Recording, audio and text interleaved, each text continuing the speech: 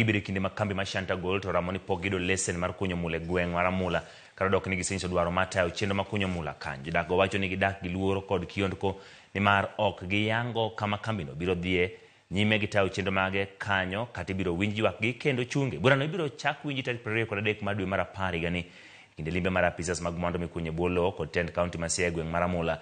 Migawo nosingo mabiro kawo pach jopiny motelo ne chiwo lesen ne kambi ma Shanta Gold ka koro jopiny to ywak ni piny owacho deko e kindegi.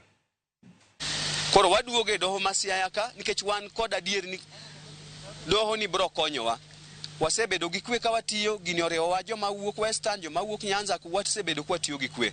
To chopo sama koro kiwuoyo kaka wuoyo ni to kiny godhiambo to semaki otieno to semaki to tere iye.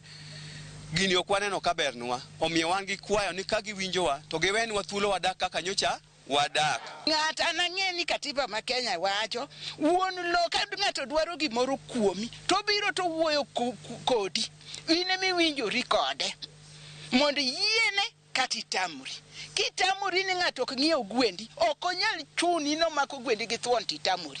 Omiyo jo Santa ka dwaro ni mondo winjruok kodgi to ka bi winjora kodgi nikech kuma dhiye onge kuma dwa tere jogi bende onge nikech